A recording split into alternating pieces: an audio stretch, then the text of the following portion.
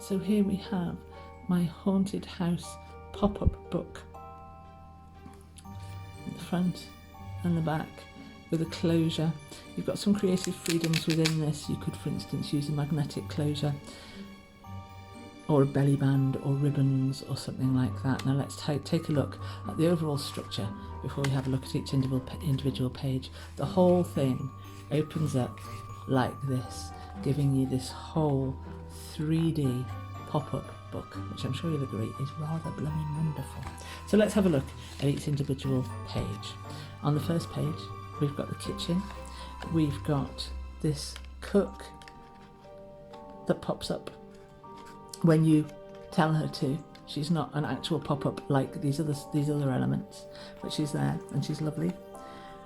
And we've got a little tag behind the dresser with this ghostly girl on it. We've got these two gorgeous little ghost dolls that sit in the dresser drawer here. And we've got this cooking range behind the cook and some other details there that you can see. You could actually use her, if you want to use this for journaling space, you absolutely can. There are spaces throughout for that.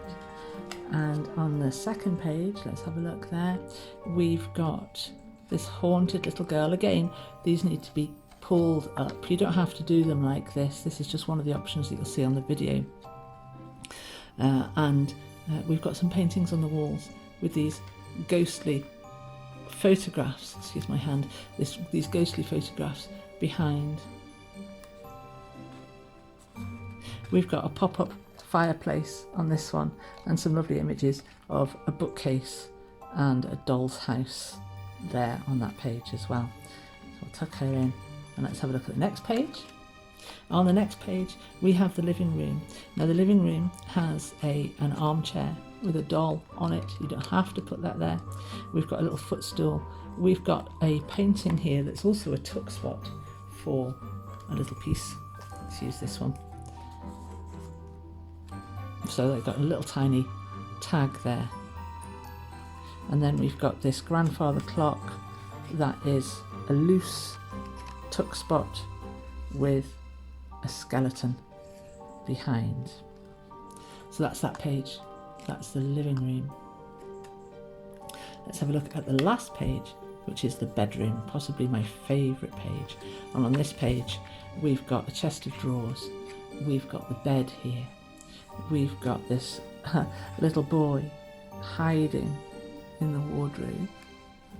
And then this top hat sitting on top of the wardrobe pulls out to reveal a journaling tag and slides back in there like that. And that's the whole book complete. And when it's opened up to its fullest, it makes this beautiful 3D form, obviously with some of these shapes that aren't attached pop-ups. We have to manually pop those up. But when we've got this beautiful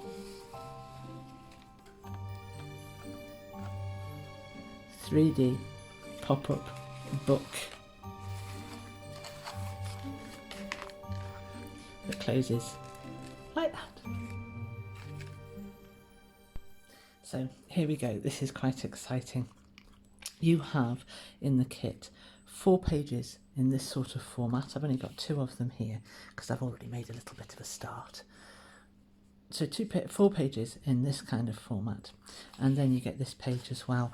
This is the cover and the back cover, or the other way around, and the bits and pieces that you can use to decorate the cover when you're done. Here's a page that I've already started to cut out, and here, my dears, is one that I've already made. I've already made this page. So let's have a little look at how this works. It opens up, and I've also put a little ghostly figure of a girl here and a schoolmarm type character there that needs to be pulled up. She will stand up when you get her in the right place, and that's how that looks there. So let's go ahead and begin by cutting out the rest of this page. I've already cut out these little elements here. So I'll cut out the rest of this. We'll come back and have a look at how this page is assembled. When you're cutting out these little bits here, these fiddly little bits, it's up to you how much detail you want to include. If you want to lose a bit, which I'm doing here, just go in a little bit tighter and make those cuts easier on yourself if you want to. I'm loosely following these lines, but these tiny little shapes I'm not going to bother with. There. So let's have a look at how we construct this basic page now it's been cut out. I would ordinarily use a creasing board to make these creases, but for the sake of the video and taking it slow, and so we've got a good understanding of what happens where, I'll use a ruler and the back of a craft knife. I have to turn my work because I'm left-handed. So sorry about all the turning. Right, we're going to crease these obvious places. I'm using the back of my craft knife here, so don't worry, I'm not cutting through. Down this line here, we're also going to go down this crease that separates the two pages, and then we've got some creases to make here. I'm going to go from this point at the edge of the cooking range right across the barrel to the end, and then from the end of the page up to the beginning of this cooking range. And I'm going to go the entire length of the cooking range at the bottom, the entire range of the entire length of the cooking range up at the top here, from this point to this point.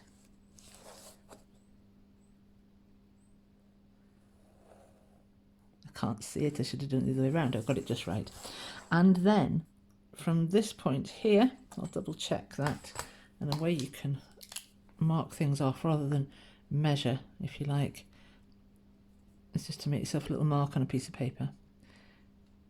There we go. Okay, so I'm going to go from this point here to this point here, the top of this paler line.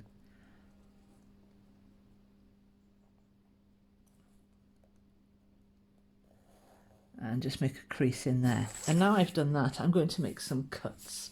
And I am going to cut from the top of the range here to the bottom of the range here, and from the top of the range here to the bottom of the range here. So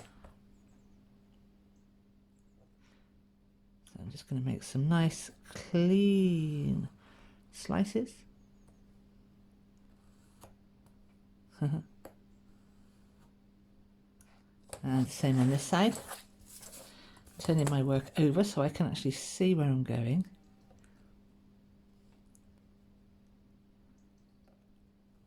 And make those cuts. There we are. Oh, and on this page here, this is the floor obviously, I want to draw a diagonal line, I want to score a diagonal line from corner to corner. So I might as well go ahead and do that now as well. And then we're ready to fold this up. Now the floor, you can make a fold this way, and when you're folding, make sure that you're lining up all of these outside edges. You can make micro adjustments within your score lines, but if you do that, then everything is going to line up nicely when you're finished. So for instance, you can bring this page in and line up the edges. Hopefully you've got your score lines bang on, but if you haven't, it's more important to have these edges lined up than it is to honour your slightly dodgy score lines. Right, now to fold up this main form. It can be a little tricky at first. You may feel that it's not going to happen for you, but it will. Don't just fold this section up and over, because we don't want to make a crease in the range here. We want to keep that nice and flat, and we want to encourage a fold here, and we want to encourage a fold here, and we want to encourage a fold here. So push up the cooking range. Like I say, at first it may appear that it's not going to work for you, but it will, and once it starts to fold, it'll just happen nicely. Reinforce this crease at the bottom of the range here, and you can also reinforce this little crease here, which is higher up. Like I say, a little bit fiddly at first, but once it starts to go, it will go for you.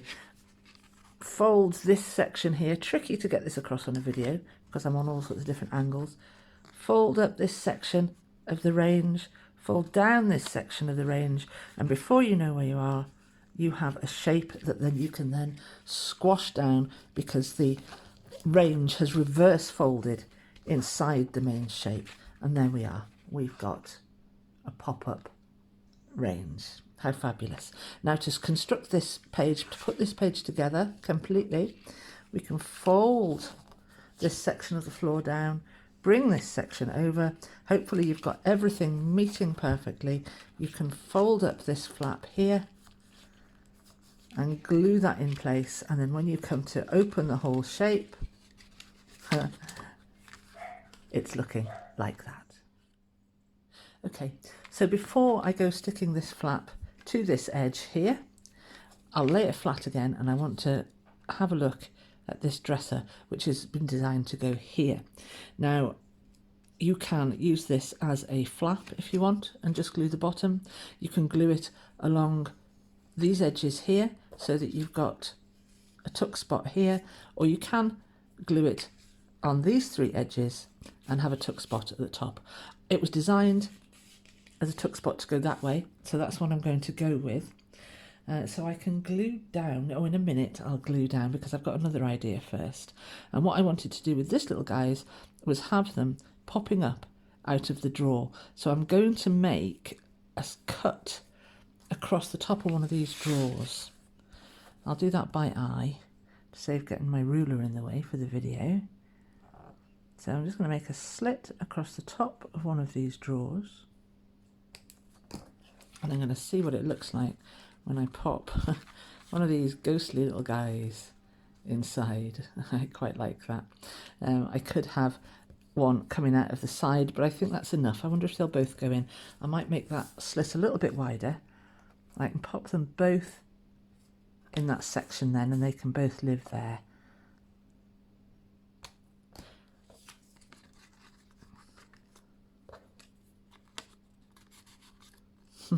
There we are, that's pretty cool. Now I've made that slit in there, I can go ahead and glue this shape in place.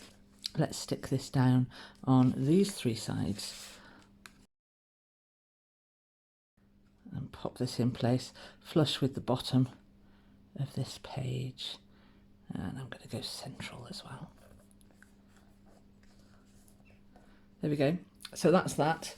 I've got my little ghostly tag here that can slide in. It can go this way, it will fit, but I'll pop her in here because I've got a little bit more leeway there. And then these little guys are going to live in the drawer. May need a little bit of help with that the first time with a knife. And those ghostly little characters can live there quite nicely. Oh, this pleases me a lot. Right, let's have a look now at how we make a pop-up figure. Hopefully she's not too big for this page. I haven't tried, but we'll have a look. So the page fits together like this and folds up like this. And I think what I'll do now is I'll go ahead and I'll glue this flap on because I am winging it a little bit with prototyping this shape on camera. I've already made one of the pages, so I do know what I'm doing. But there are various ways that we can treat it and go about the job. So let's have a look. Now that glue's had a chance to dry. I'll take that off. Open up our shape, and there it is in all its glory, looking fabulous. Now, to affix these characters to the base, any you have at the back here that can sit forwards will kind of naturally pop up when you open the shape. Any at the front that need to be tucked backwards will have to be manually lifted. So it's up to you. You've got a lot of freedom where you place these characters. If you want to do this, you don't have to. You can just imagine I cut that end off there. Oh, which I'm going to fold backwards anyway, so no great shakes. I'll do that now.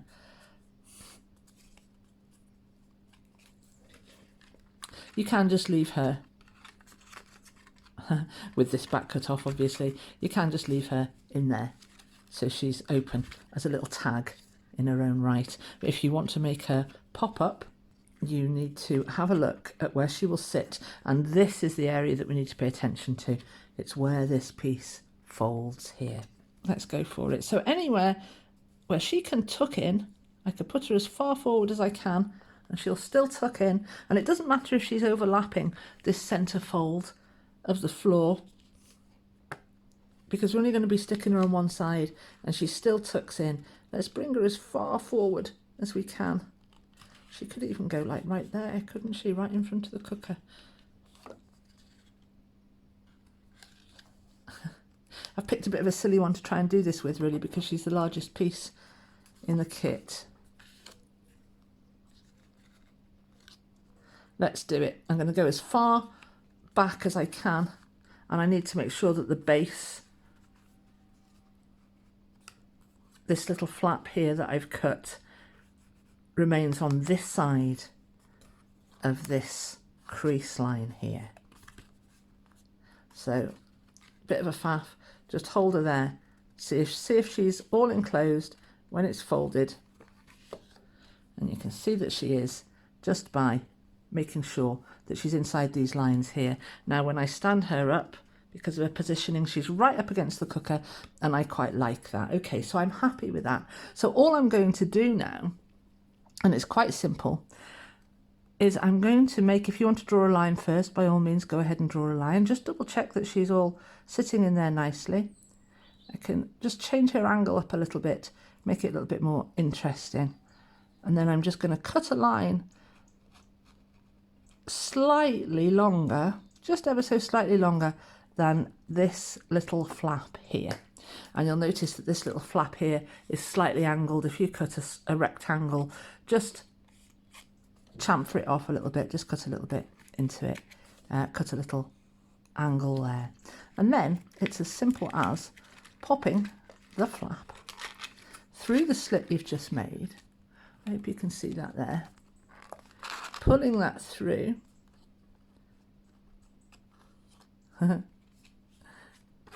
Turning this over, and you want the beige side, the reverse printed side, to stick rather than the white side, which is going to be quite obvious. Doesn't make any difference for the structure, just for the aesthetic of having the beige pieces stuck together.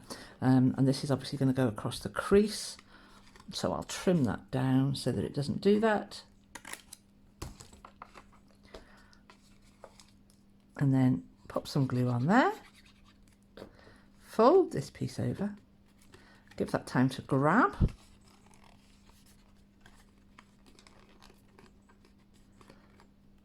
I've got some ink on there. And then fold her forwards. Now when I close this form and open it, I've got my cook standing in the kitchen in front of the range. So that's that page complete now. I've also got some glue on my cooker. So that's just an example for you on how you can treat these figures.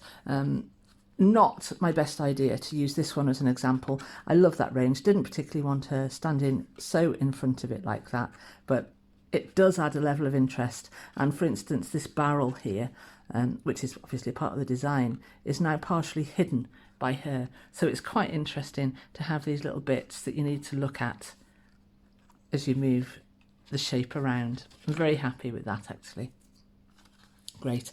Okay, now we've got 2 pages, and I've got my school mom here who's sitting backwards because she's placed at the front. I've needed to make her sit backwards, so anytime I open the form I need to pop her forwards, unless of course it looks like the little girl has killed her and she's lying on the floor, which is quite possible in these kinds of houses.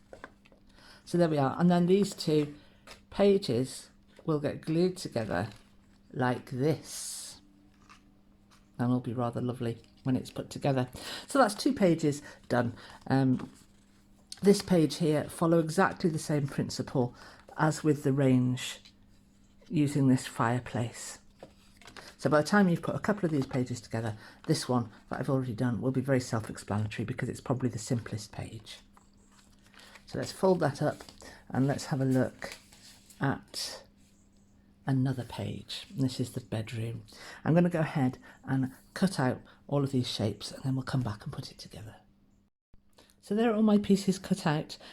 With regard to fussy cutting, on some things I go like right up to the edge, or depends what I'm doing, and then on other things I like a white border, but that's completely up to you. It's personal preference.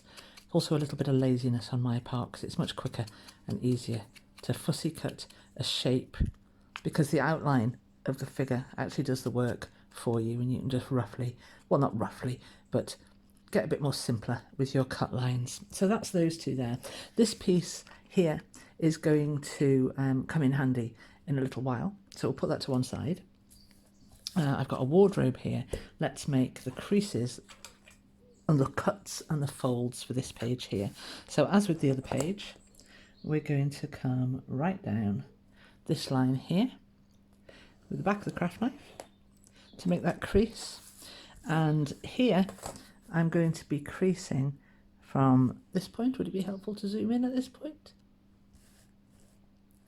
Here I'm going to be creasing from the edge here to here, from here to here, and from there to there, not creasing across the bed or the chest of drawers. So I'll go ahead and do that.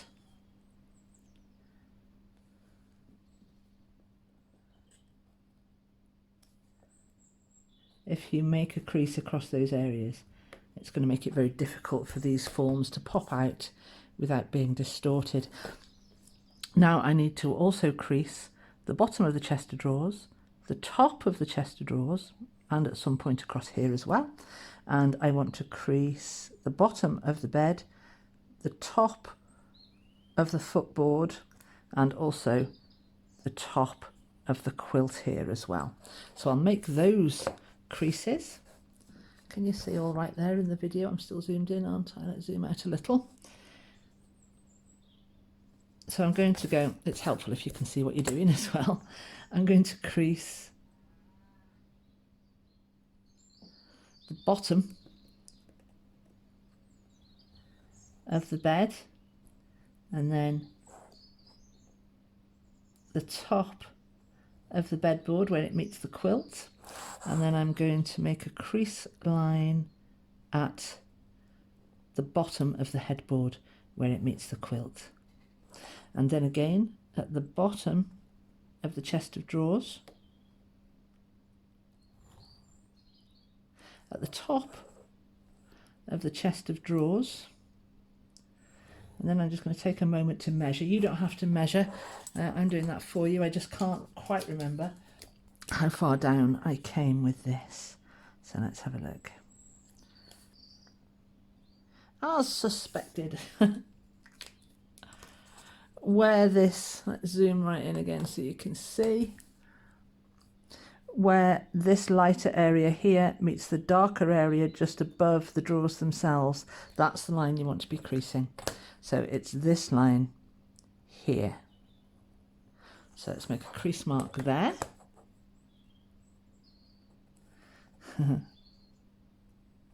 A little tricky to see, but it's fine. I didn't want to make any marks on here to indicate where the crease marks were because it would interfere with the aesthetic. Right, now so all we have to do with this page now is make our cut lines, and our cut lines for this page are going to run from, let's see if we can get this all in shot. Our cut lines here are going to run from the top of the dresser to the bottom on both sides, and we're going to go from the top of the duvet right down to the bottom of the bed on both sides as well. You're not cutting up into this section here. So let's make those cuts happen. I'll turn this around so I can see the dresser. Couldn't find my clear ruler. So we'll make a cut from the bottom to the top. Might as well do the bed at the same time. From the bottom of the bed to the top of the duvet. And I'll turn it around so I can see what I'm doing on the other side. Hope you can see there. Can you see there? Yes, you can see there. From the top of the chest of drawers to the bottom of the chest of drawers, and on this side, making sure that you hold the paper firmly underneath the ruler because you've only got a narrow edge on this one. From the top of the quilt to the bottom of the footboard there, and there we are. And we're going to do the same thing again. Let's zoom out a little bit now. We're going to do the same thing again with the folding. So we can fold this page across, lining up these corners and making our crease. I'll do what I can with the creasing before we get into the fiddly bit. And now we're into the fiddly bit. So begin by pushing these shapes out, and as you can, as you begin to fold, just reinforce those little creases. This bed piece here needs to have its crease reinforced, whilst being careful not to fold this delicate little edge here, so we can come in and make that little fold so that knows where it's going. And then these things just all start to come together. And the same here, we don't want to crease that chest of drawers along this line here. We want to bring this out, push it down from the back, push that fold in from the back. And the same here, we can begin to just tell that fold where we want it to go. And this one obviously needs to come from the front. I'm trying to show you on the video. So just make that happen. And then before you know where you are, you get a situation where it all starts to fold down for you. Watch this area here. Let's get a pen, something narrow. It's going to need to be my craft knife. This little tiny little strip here, it's only a thin strip and we don't want that bending. So watch out for that one as you're folding. And then you can begin to fold down, and hopefully I've got all my measurements right in the design process and that will work beautifully for you. There we go, that's done. And there we have our pop-up bed and chest of drawers. Fabulous. And again, oh, we didn't make this diagonal crease, did we? Let's go ahead and do that. So from this corner right the way down to the bottom corner, across the floor, let's make this crease.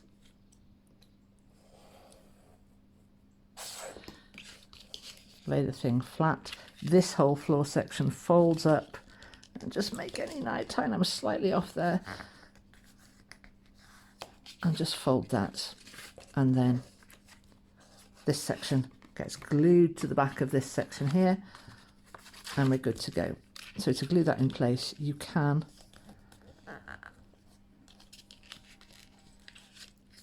do that.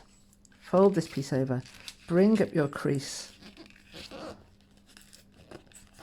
Hopefully you've got a little bit of space to make any tiny adjustments to get these pages lined up, and then you're good, and you can glue that down.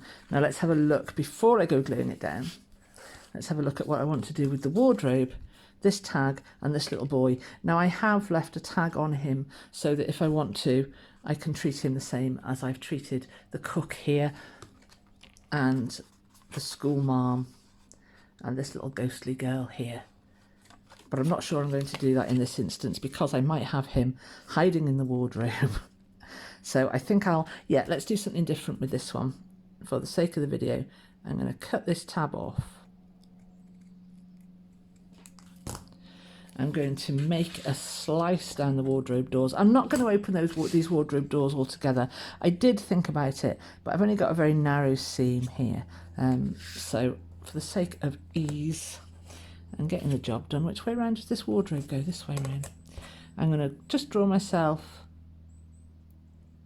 a slit. I won't go from the top, but I will go in there. I'll go down the side of one of these doors here. And I'll just make a slit, quite a long one, but I'm not going to go top to bottom. So there's my slit, and my little boy can be hiding in the wardrobe there, which works really quite nicely. And this tag here has been designed to fit in here and look as though there's just a top hat sitting on top of the wardrobe. But when you pull the top hat out, you've got this little tag. So I can go ahead now and glue the wardrobe in place down on 3 edges, the sides and the bottom, leaving the top edge open to make sure I've got that the right way round. Yeah, with those little arcs at the top. And then I've got my little boy. This needs a knife to help him go in the first time or so. Pop him in there. So he's hiding in the wardrobe, and why wouldn't you? Because it's a spooky old place, this. And then this tag here, with the skull on the top of it, with the top hat, is going to slide into the top of the wardrobe here, and it looks as though there's just a top hat sitting on top of the wardrobe, but when you pull it, obviously, you've got the tag. Oh, and the little boy moves as well, bonus. And that's that page complete. We can go ahead and, let's zoom out just a little. We can go ahead and glue this tag, this little flap in place. And to do that, I can just fold this up, bring this page down, fold this page across, and apply my glue to this flap. Whoops, going everywhere.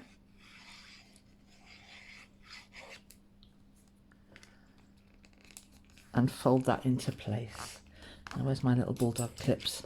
Let them do the job of holding this flap together to give me my hands free to go and cut out the next page. I'll put that to one side, and this is the last page.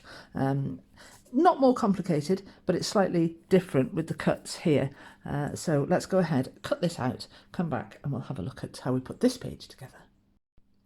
Again, with the clock, as with the dresser, I'm simplifying it for myself.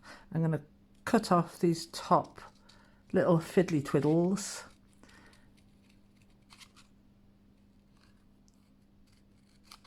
And not pay attention to the finer points of this outside shape, just to keep it simple on myself.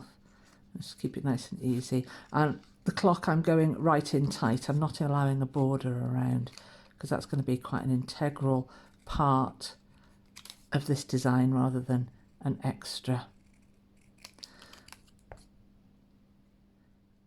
little floating piece. There we are, a little bit of ink just to hide that white edge, and that's fine. And the detail in this form here means that you really don't miss those outside edges. You're not losing anything there, really. Okay, that looks great. I'll cut out these 2 pieces quickly. Here we are. Here are these bits cut out now. I'll pop those to one side for a minute, and let's get on and make our creases and folds in the same sort of way. So straight down this centre section, as with the others. And remembering to go right across this floor section here from corner to corner. Get things nice and accurate, and that way you're going to be ensured of a good shape, a good fold when you're done. We're creasing on the floor from this point here. Let's have a little zoom. Sorry about the camera waggle when I do this. It'll settle down in a moment. We're doing from this point here to the corner. We're doing between this little shape here and the edge of the chair, and we're creasing from here to the edge. And we're also creasing from all along the bottom of the chair and all along the bottom of this table or poof or whatever it is that you want to call it. So let's go and do those, making sure I've got the back of the craft knife, not the front.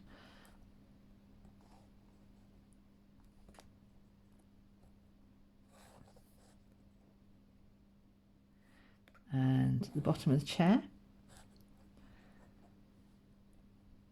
And the bottom of this little table or footstool or whatever it is. Oh, now the crease of the footstool is actually in line with the crease of the floor. So we'll do that. And I'm also going to crease from this edge right across the doll to this edge at the top of this footstool. So let's have a look at the chair. I'm going to make a crease across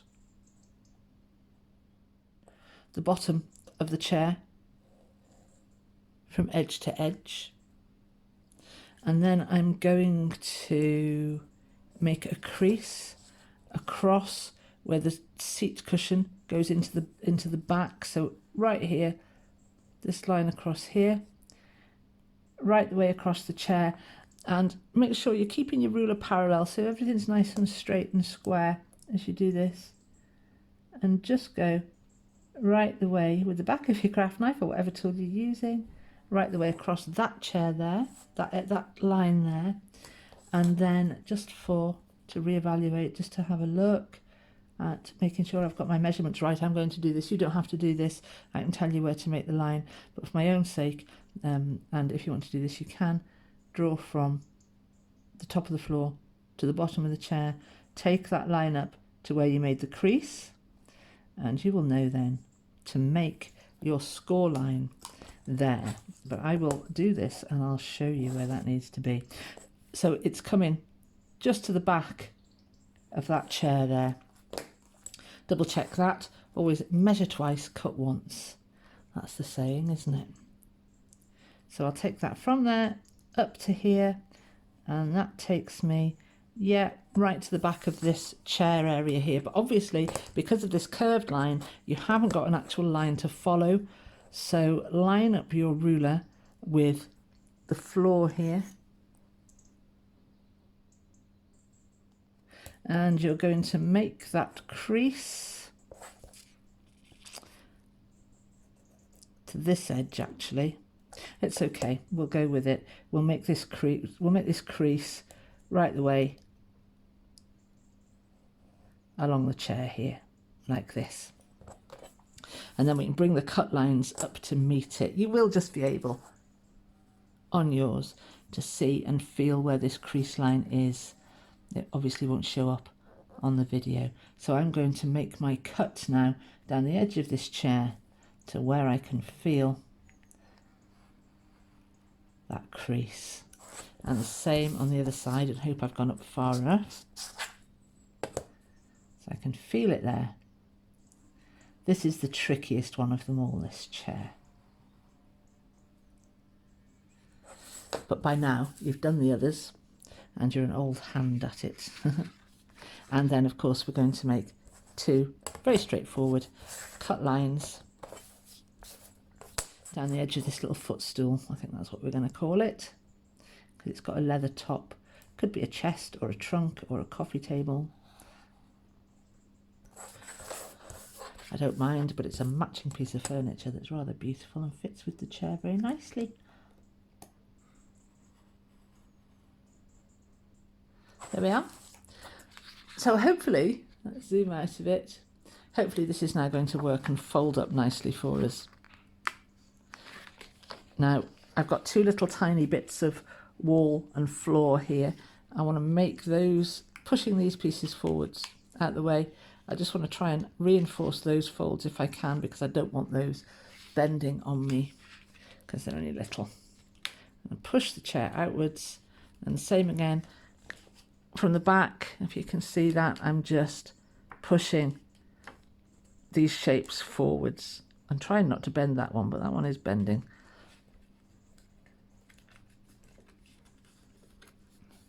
So pushing these shapes forwards, and I'm pushing these shapes backwards and forwards. I know what I want the form to look like. I'm making an inverted box shape, so I'm just tweaking and twiddling and persuading those creases to form, and once they're formed, there's no stopping them. There we are.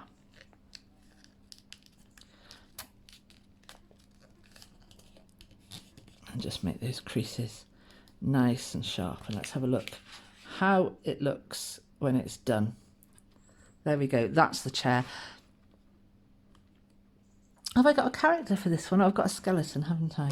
Right, okay, I'm going to fold the chair, fold the floor up and get that shape nice and sharp, get those edges meeting. I'll fold my flap, which obviously needs to go the other way for gluing, but it doesn't matter, I've just made that fold, that's fine. Fold this shape over.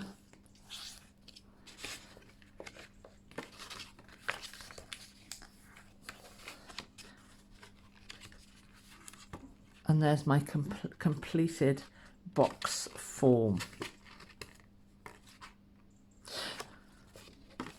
Right, let's have a look at what happens with these little pieces here. I've got another doll. I'm not quite sure what to do with her. Oh, do you know what I could do? I could make a slit in the seat. Would that work? Just to pop her in? Yeah, let's try that. I'm experimenting live on the video, but we should be good. We should be good. I'm going to do it anyway. If it doesn't work, obviously, you don't have to do it. So I'll make a slit there in the seat. I'm going to push this shape down, wishing I'd left a little tab on the bottom of her. And let's see what happens when this folds up. Should work. Oh, there we go. She wants to come forwards when that happens. I think she does anyway. If I fold her feet, let's use her feet as a little tab. Pop that back in.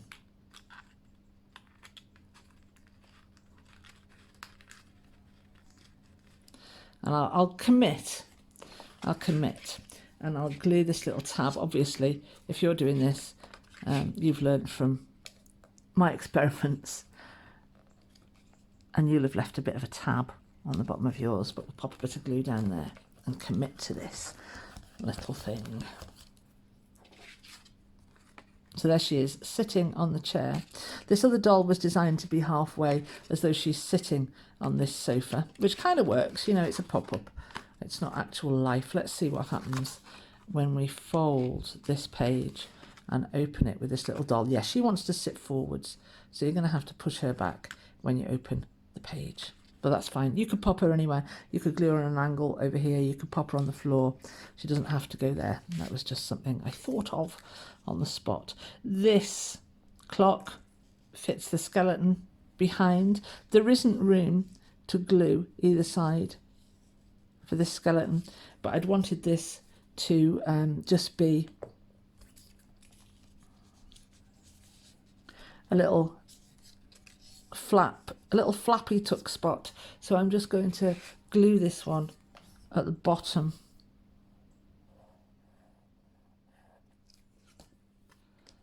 And pop that in place.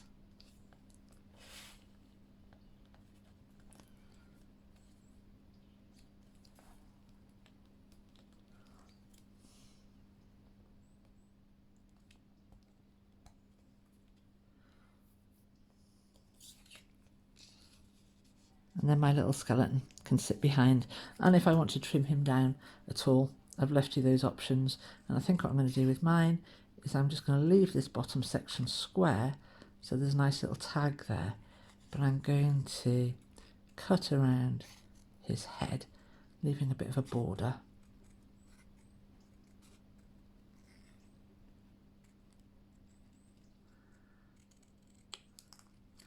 Like that, to make that kind of shape, a little shaped top to my tag.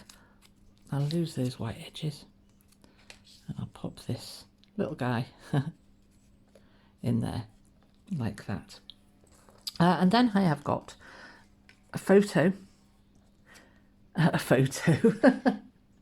painting, an old master, and I've got this skull here which will go behind. That's just a little tag. So same thing, and I think with this one I'll just pop a little bit of glue. Can you see on the video? Pop a little bit of glue, just sort of going round one edge like that. Pop that in place, and then my skull can kind of go in there. And I'm quite happy to have bits of peekaboo going on there. There we are. Right, I can shut this shape up, so I can bring this up. My camera is messing me about today. I've glued this section together in exactly the same way as the others, and I'm letting it dry, and this page now looks like this when it's opened. It's quite interesting. I quite like that this has come a little bit more forwards. It's given me a little bit more depth and interest, and it moves when you open it. It's quite nice. So my 4 pieces are now complete, and I'm ready to put this 3D pop-up book together. I've got a couple of pieces falling out, so we'll take those out and put them to one side for now. Now then, you need to decide what is going to be your front page, and for me, I'm going to go in this order. I'm going to go kitchen, I'm going to go study, I'm going to go living room. What do they call the living room in Victorian times? But that room. And then finally, I'm going to go bedroom. So I'm going to take my kitchen, I'm going to fold it up. My next one is going to be the study. And you'll notice that every page that's got a pop-up cut out of it goes next to a solid page. So that makes it, the gluing, nice and easy. I'm going to grab my big glue, and I'm going to use both my big and my little glue for this job. So I'll get my big glue on the go, and I'm going to glue the big sections where it's nice and safe to do so. I do not want to get any glue on any of my pop-up sections, which is why I'm going to employ my little glue as well to help make sure that I don't do that. And then I'm going to let this glue go a little bit tacky. It works better for me, that. So now my glue has had a chance to go a little bit tacky. I'm going to, you can go straight in with wet glue if you want, but I like to do this, it helps it grab quicker for me. So the next one I want is my study. So I'm going to line up these 2 pieces and stick them together. And I want to make sure that the 2 pieces I'm gluing line up. I've still got a little wiggle room within my tacky glue. I'll just make sure everything lines up nicely and stick that together. And just check that I haven't glued any of my pop-up bits together. Press that down all around. I thought I'd need my bulldog clips, but this is gluing really, really nicely because I let it go tacky, and it's starting to get really nice and weighty and substantial because obviously I'm doubling up the thickness of these pages now. Looks great. Now the next page I want to glue is the living room. So I can do the same thing again. Glue this section, being sure not to glue any of the areas where there's a pop-up recess. And I'll give that a couple of minutes to go tacky. Okay, that should do it. Let's stick this section down, lining up the edges, and I've still got a little bit of wiggle room with my tacky glue, which is important. So just slide these pages so they line up. And because we made everything so sharp and nice and cut everything accurately, we will not have a problem. I'll press all of that down. Open it all up to check that everything's working as it should. There we are, it is. And on to the last page now, which is our bedroom. I can go ahead and glue this page, again avoiding all the little pop-up recesses. There we are, and now I can glue on my last page. Hopefully everything is looking exactly as it should, and it does. That's what it looks like from above now, and I can't turn it all the way around on the video because I run out of hand, but that's what it looks like. These pieces, like I say, they're not actual pop-up pieces like these pieces here, so when you open it up, these pieces, oh, and I've creased her head. You need to be careful not to do that. If you've got a piece that needs to fall backwards like this, make sure you fold her down before you go folding this piece up. Otherwise you might squish her, which is what I've done there, but we're okay. There.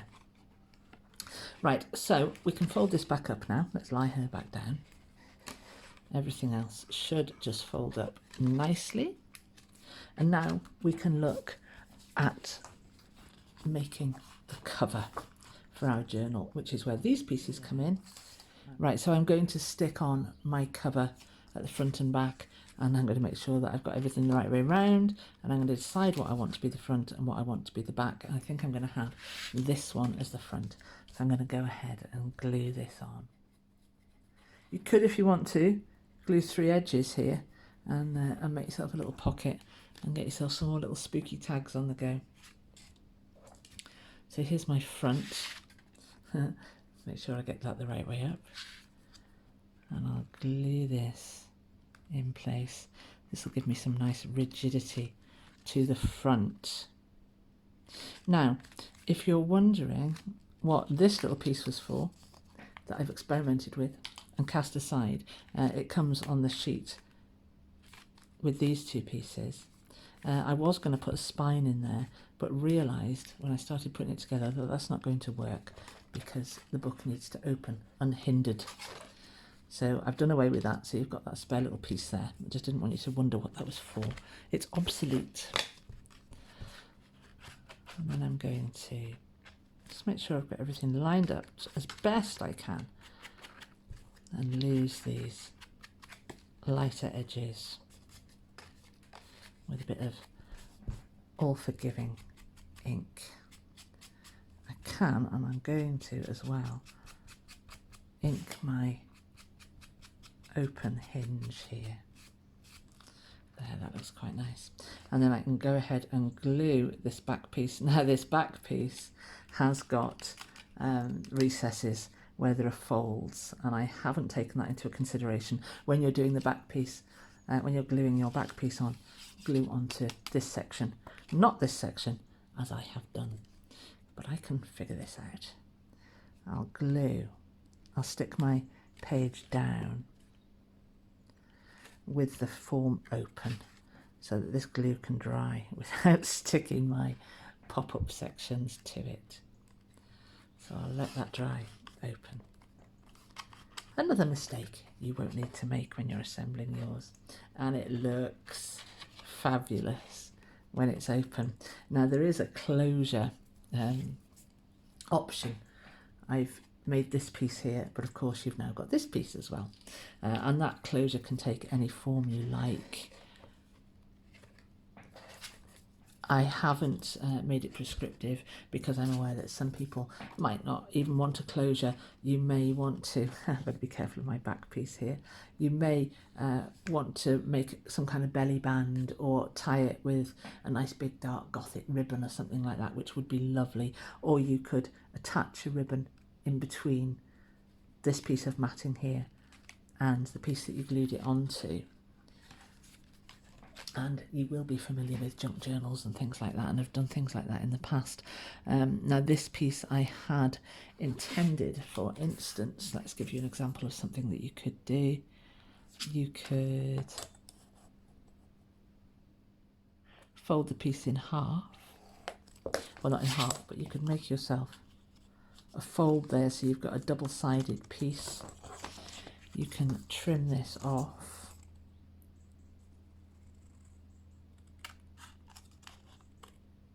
You could also go magnets if you wanted to, put magnets in here and magnets between these 2 layers, but that gets quite bulky for me, and as much as I love magnets, I'm not going to do that. And I quite like this kind of way forward as a look for this kind of closure.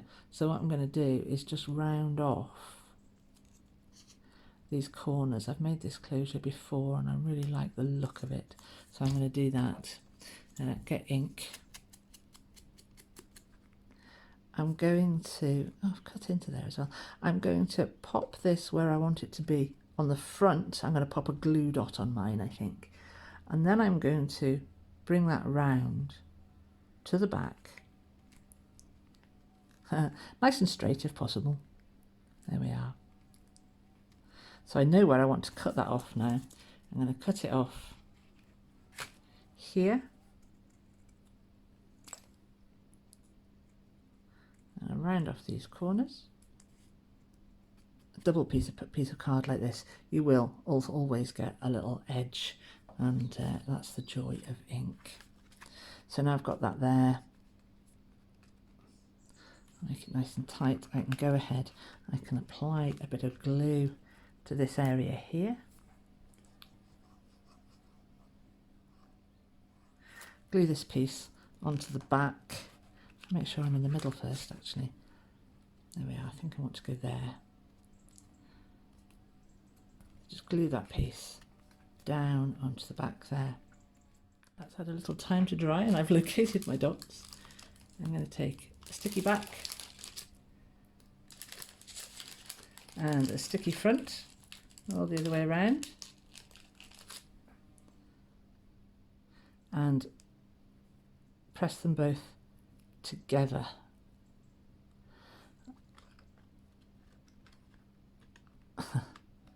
Open up my little closure, place my Velcro dots in place on the end, so bring it tight round and press it closed, and keep it pressed for a little while. Let that glue on the back of the Velcro dot take hold. And when you open this, if you're familiar with Velcro dots, you'll know, don't just pull, get your nail in there and open that nice and carefully. It is new on there after all. And there we are, that's the closure done. And I have only cut out a couple of little pieces here, which I may or may not use to decorate the front. And we've got some words here that you can cut out as you see fit. I think I'm going to go quite tight in with mine. Obviously, you can do what you like with these. And I'm going to make a little pennant, a little flag shape at one end and pop that on the edge like that.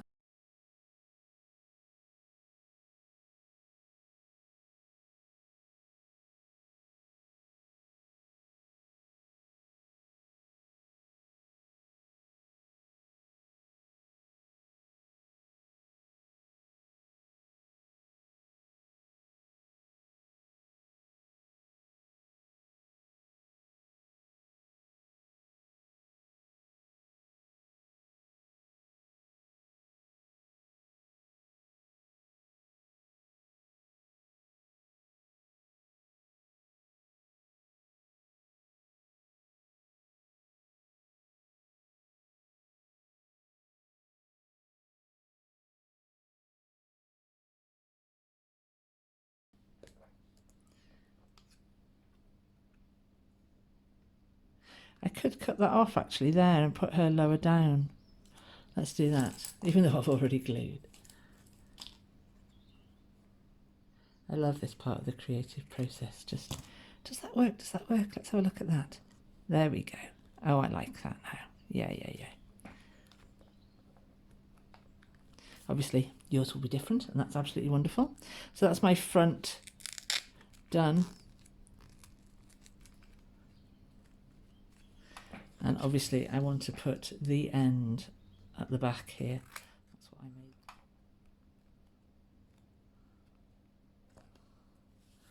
On a bit of an angle. There we are. I'm done. I'm going to clear my desk and let's have a look at the finished thing. And here it is, all finished. A little 3D pop-up haunted house book. Let's open it up and have a look. I'm going to open it up page by page. Obviously you can't get the full 3D view on the video, but we'll do our best with it.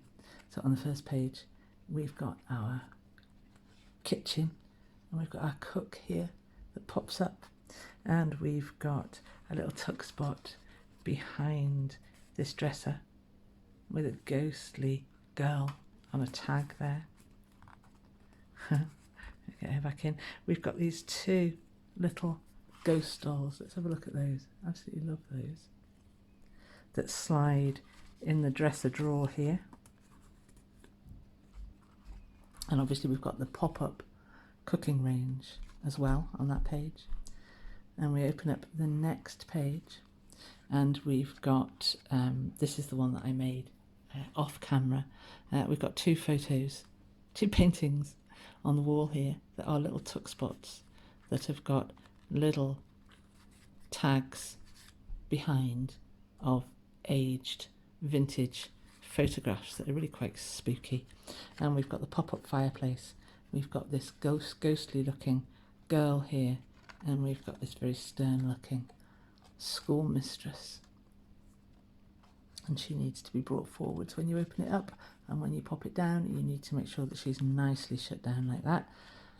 You don't have to make yours the same, obviously. And then we open this page here, and we've got a little doll on the chair, and we've got the grandfather clock that has space for the skeleton behind. That's that page.